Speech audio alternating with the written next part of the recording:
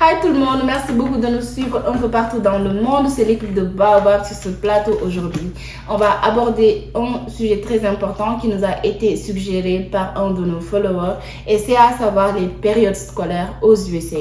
Entre autres, nous allons aborder les questions suivantes, les questions concernant quand s'inscrire, quelle période commencer son application, quand commencer les démarches de visa et tout ce sera sur ce plateau dans quelques instants.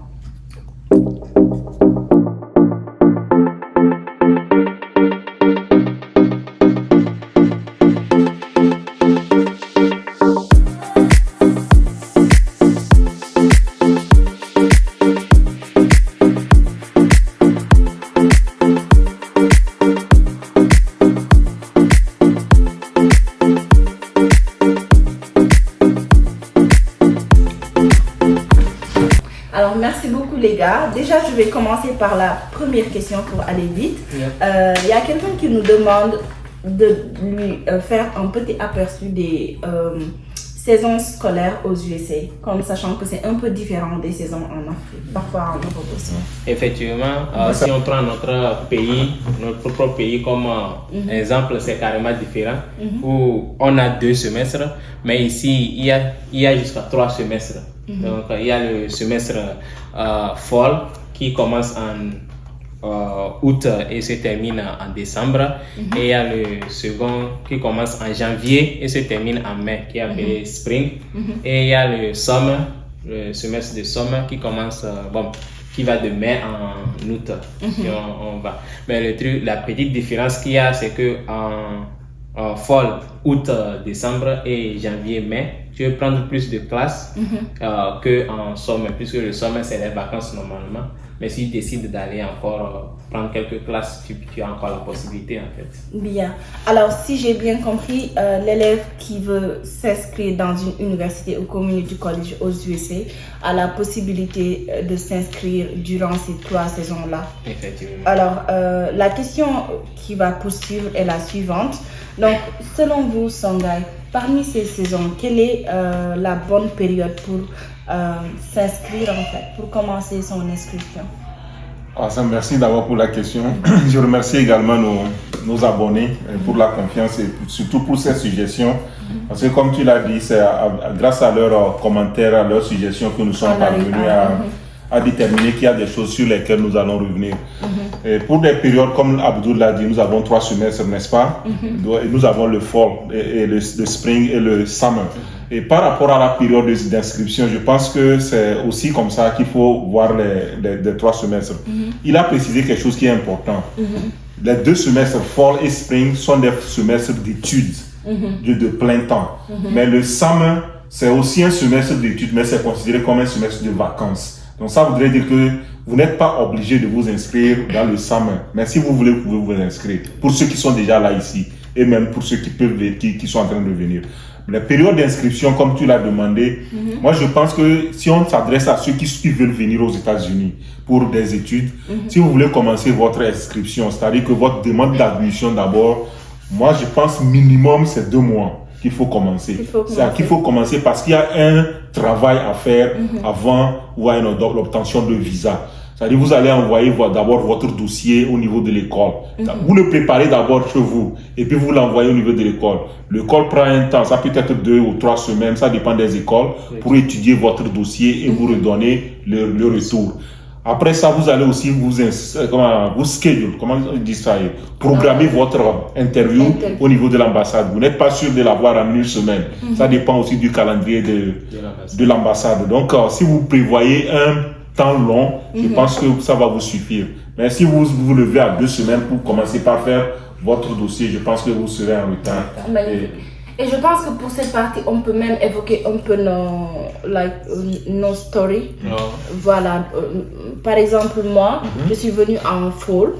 Fall, on dit fall, non? Voilà, en fall qui est le mois d'août. Mais j'ai commencé ma demande d'application et tout. J'avais déjà commencé avant Covid, mais j'ai reçu l'admission au mois d'avril. Donc, c'est mi-avril, vers le 15, que j'ai reçu mon admission de la part de l'école. Donc, dès que j'ai reçu l'admission, au début de juin, j'ai fait mon DS-160, j'ai fait tout ce que je devais faire, j'ai payé les frais service et donc j'ai commencé ma demande d'interview.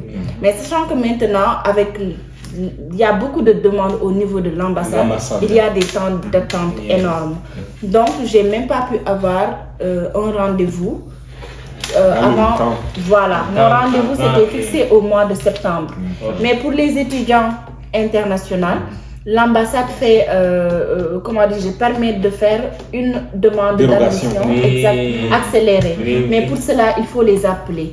Et il m'a fallu 3 jours avant de pouvoir les joindre au téléphone, tellement ils étaient occupés. Donc, ils m'ont permis de faire un rendez-vous accéléré, fixé le 18 juin, si je m'en rappelle très bien. C'était le 18 juin. Donc, le 18 juin, j'ai fait mon rendez-vous, je suis passée à l'ambassade. 3 jours après, j'ai reçu mon visa. Donc, aux alentours de 11 juillet, j'avais déjà pris mon vol pour venir ici. Il faut retenir que vous avez commencé depuis avril et c'est jusqu'à juillet. Donc, pratiquement 4 mois. Tu vois, à cause de Covid aussi, ça se comprend aussi. Et je pense qu'avec 2 mois, c'est le minimum. Moi, je pense que ça peut aller. Mais si vous attendez dans un mois, ça va être très difficile. Très difficile. De venir à temps. Oui, de venir à temps. Maintenant, même les écoles ont simplifié les choses. Sinon, à l'époque, il faut envoyer ça en courrier. C'est-à-dire qu'à la poste. Mais maintenant, d'autres écoles permettent. Covid est venu à très bien permettre de. Avec Covid, tu peux envoyer électroniquement. Et tu peux aussi recevoir les résultats électroniquement. Voilà. Et Kelly, j'aimerais bien que tu reviennes sur cette question-là par rapport à tu as vécu ton story en venant ici. Déjà, tu es venu à quelle période? Dans le spring semestre. Spring, qui commence au mois de janvier. Alors, comment c'était? Quelle était ton expérience, ton voyage, admission, application? Moi, j'ai commencé l'application vers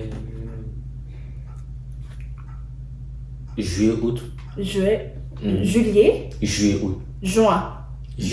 Ok, je suis venu ici en janvier 2017. Janvier, ok. Et en juillet, août 2016, c'est à cette période que j'ai commencé à appliquer pour le tombé. Donc ça a un intervalle de 4 mois. De 4 mois avant de pouvoir venir. Donc vous voyez, les pays sont différents. Et puis lui est venu en 2017, bien avant Covid. Bien avant Covid. Il faut retenir que déjà en juin que tu as débuté ce n'était plus possible pour la rentrée de août.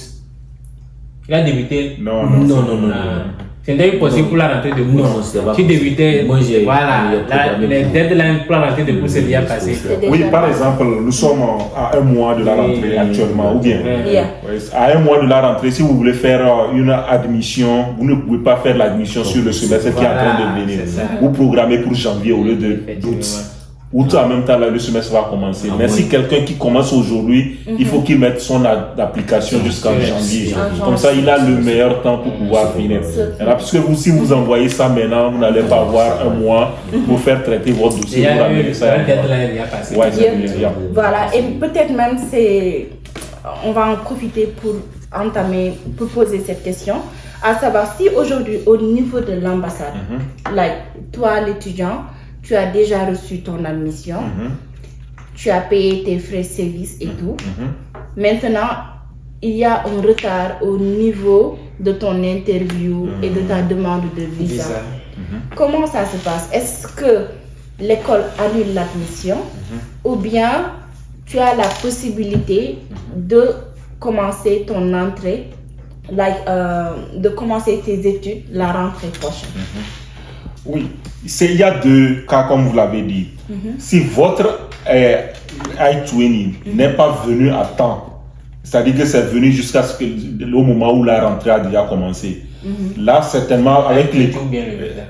non, I-20 a commencé. Là, avec l'école peut vous changer le semestre. C'est-à-dire qu'au lieu de commencer le semestre de fall, ils peuvent vous amener dans le semestre de spring. pour que vous ayez le temps de préparer. Mais si l'école vous a donné ça à temps, le I-20 à temps, et puis c'est le rendez-vous que vous n'avez pas pris, vous n'avez pas pu prendre au niveau de l'ambassade, là, si l'ambassade accepte quand même votre interview et que vous allez le passer, vous passez votre interview, c'est avec l'école que vous discutez. Là, c'est possible que vous rejoigniez l'école même si l'école a déjà commencé. L'école saura comment vous intégrer dans le système, le semestre là, vous continuez. D'accord. Donc, vous n'êtes pas obligé d'abandonner votre I-20 ou bien votre admission en ce temps.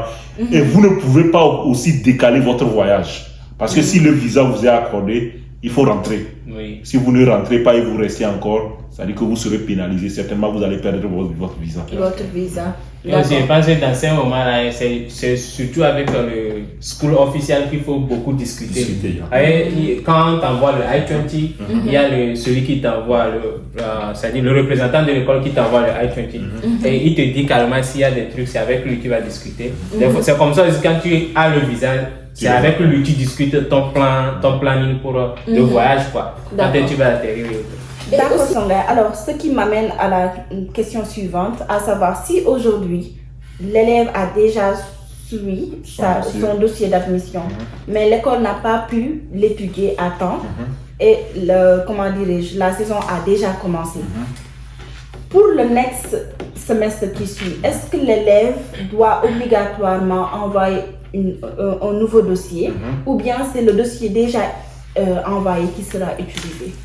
Je pense qu'il n'y a pas une réponse quand même stable par rapport à ça. Il faut voir les paramètres. Si c'est parce que vous n'avez pas envoyé le dossier à temps et que l'école n'a pas pu l'étudier à temps, ça voudrait dire que la faute vous revient d'abord. Donc l'école peut décider que comme ça vient de vous, nous allons vous demander de soumettre un nouveau dossier. Ouais, non, parce que comme nous l'avons dit par rapport au dossier, il y a des dossiers par exemple qui durent de moins de 3 mois. C'est-à-dire la capacité financière par exemple, on dit il faut que ça soit de moins de 3 mois. L'école peut décider que comme ça vient de vous, il faut nous renvoyer une nouvelle preuve de capacité financière datant de moins de 3 mois. D'abord, peut-être si c'est ça que vous allez envoyer. Mais il y a des cas aussi où l'école peut décider. Mais comme vous avez raté ce semestre, nous allons vous envoyer un nouveau I-20 du prochain semestre. Sans toutefois envoyer encore un nouveau dossier. Ça voudrait dire que dans ce cas, au lieu de mettre que votre semestre commence en août, ils mettent en même temps que votre semestre commence en janvier. Et on vous envoie le I-20 de maintenant. Donc vous n'avez plus à envoyer un nouveau dossier. C'est bien à préciser parce qu'il y en a qui m'ont interpellé sur ça, qu'ils ont déjà eu la preuve de capacité financière et ils veulent utiliser ça pour toutes leurs demandes d'admission. Alors que ça explique. Discutez avec l'école seulement. L'école peut vous donner. Parce que les I-20, on peut vous donner ça, vous pouvez avoir ça 4 mois même avant la rentrée. Vous pouvez avoir ça 3 mois avant la rentrée. Donc si vous ratez, ça veut dire que nous sommes déjà en août. Peut-être en juillet. En août, ce sera la rentrée. Peut-être l'école vous répond en septembre. Au lieu de dire qu'on laisse ça, l'école vous dit en même temps, ok, nous allons vous mettre en même temps, au lieu de cette rentrée, on va vous mettre en même temps sur la rentrée de janvier. Et puis dans ce cas, l'école en même temps vous envoie un I-20 qui va de janvier. Et puis si je peux ajouter aussi, parce que quand tu fais la demande, quand tu remplis le formulaire de demande d'admission, il y a une question qui est très claire là-bas, on dit c'est pour quelle rentrée tu applies. Donc si tu es dans les normes et que tu applies pour fall, là d'accord. Mais tu peux être dans les normes, c'est-à-dire que tu as commencé ta demande en mai, mais toi tu ne veux pas appliquer ou bien faire la demande pour août, mais tu veux faire pour janvier. Donc tu peux préciser aussi. Donc, tu fais pour janvier. Il y a ça aussi. Voilà, alors c'est bien de s'informer sur les temps, sachant que toutes les périodes se valent en fait. L'important c'est de commencer son admission 2 à 3 mois avant la rentrée et avoir toutes les, le temps nécessaire pour se préparer. Et prévoir l'imprévu. Exactement. Alors voilà, Sangay? Oui, peut-être je vais ajouter, ça c'est on dit tarif hors taxe, ou bien comment on dit ça? Tarif hors taxe. Mais je sais pas. Il a oublié. Non, c'est un ajout juste par rapport au semestre, comme l'a dit. On ne va pas privilégier un semestre sur l'autre, mais comme nous sommes aux États-Unis, quand même, il faudrait qu'on en parle. Quand vous venez dans cette période-là, c'est la période de fall qui va commencer. C'est le beau temps, ou bien on est sans marche. Mais parce qu'on comporte comme ça. Pour quelqu'un qui veut venir comme Kenny en janvier. En janvier. Ouais, c'est ça le pullover, ça. Donc, c'est bien comprendre. Bon, ça va dépendre de quel état la personne sera. Quel état? Ça dépend. C'est en Arizona seul, sinon il y a. Même en Arizona, il y a la fraîcheur. C'est la neige, on dit il n'y a pas, mais il y a la fraîcheur. Californie. Il y a la fraîcheur. Et aussi, un des choses, c'est que le problème, c'est que si tu arrives au spring, janvier, alors dans un état comme les Sioux-Cités, un état en tout cas où il y a la neige. Comme là où déjà, tu n'es pas véhiculé. La plupart du temps, il faut marcher pour aller à l'école. Ouais. Il faut prendre ça en compte. Marcher sur les ice. Exact, ce ne sera pas possible. Le changement de climat, ça peut affecter. Ça peut affecter émotionnellement. Premièrement, moi, je suis arrivé ici. Moi, heureusement, j'étais sur le campus, mais le peu de temps de marcher de mon building au building où je fais les classes là, le froid, comment je me blindais là. Faut même pas parler. On a vu les gens arriver ici. Les gens sont arrivés de la Côte d'Ivoire avec 4 kilomètres. Comme ils étaient déjà avertis. Mais il faut savoir que l'on s'habitue aussi quand même. J'avais ça. Mais le mieux, c'est toujours venir dans un moment où le climat est favorable. Moi, je pense qu'il faut être seulement informé. Oui, il faut être informé, voilà. Et être préparé en arrivant. Parce que quand il est arrivé aussi, bon, il y avait les pullovers, tout ça.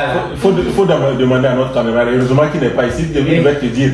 Il est venu avec un petit pullover, lui-même il a senti. C'était comment? C'était comment? Il ne peut pas beaucoup parler. Ok, de toute façon, on va vous raconter toutes ces stories dans un autre numéro. Kelly, tu vas nous raconter comment c'était ton voyage. Comment tu t'es perdu et comment tu t'es retrouvé. On va pas perdre nos abonnés. Voilà. Sinon, c'était une question intéressante, je pense. Exactement. C'était vraiment intéressant de parler de ça, des périodes. Voilà, parce qu'on ne se lève pas seulement comme ça pour venir, pour connaître à quel moment après commencer ses études. Et puis, si tu peux se renseigner aussi là où tu vas, le climat, surtout là-bas. Pour ceux qui demandent quelle est la bonne période pour s'inscrire, c'est comme nous l'avons dit, il faut voir d'abord les débuts des semestres, quand est-ce que les semestres commencent. Ici c'est fixe et puis ça nous informe en même temps. Ce n'est pas dans certains pays où on dit l'année là, la rentrée universitaire en septembre, l'année prochaine là, la rentrée universitaire en octobre. Non, ici on sait que c'est rentrée de janvier, c'est rentrée de août. Ouais, non. Et ou bien pour ça, mais bon, ça, on n'en parle même pas. La différence, comme il avait dit pour ça même, pour les étudiants internationaux, il faut qu'on mentionne ça. Pour ceux qui viennent en janvier ou bien en août, ça voudrait dire en fall, oui, en spring ou bien en fall, vous êtes obligé de prendre 12 crédits, de commencer avec 12 crédits. Au moins. Oui, minimum. Mais ceux qui viennent dans la rentrée de summer, comme qui est considéré comme une rentrée, comme une période de vacances, vous avez la possibilité même de prendre un seul crédit, 3 crédits, parce que c'est comme vous voulez. Ce qui est bien. Ce qui est bien pour très vous. Bien même, vous familiarisez avec le campus, avec la ville où vous êtes, avec les amis et tout ça là, avant en tout cas le bon moment, en tout cas le moment avant de commencer à prendre 12 crédits. 12 crédits. Voilà, moi si j'avais su ça, franchement, c'était mon choix. J'étais venu en juin, ou bien c'est en mai même, bon, je ne me rappelle plus exactement, mais c'était ensemble. Et j'avais aimé ça, parce que j'avais plus qu'une seule classe, et puis pour attendre jusqu'en août avant de commencer. Parfait. Merci beaucoup les gars, j'espère que vous avez suivi cette vidéo avec beaucoup d'enthousiasme et que les informations citées vont vous aider dans le cadre de vos démarches pour vos études aux USA. N'hésitez pas à commenter, à subscribe et aussi si vous avez des questions, vous pouvez nous les envoyer via notre adresse email sur Facebook, sur Instagram, TikTok, whatever. On est là pour vous accompagner, comme on vous l'a dit depuis le tout premier jour de vidéo. Merci beaucoup et à très bientôt pour d'autres numéros sur le Baobab. N'oubliez pas de vous inscrire et de liker et de partager.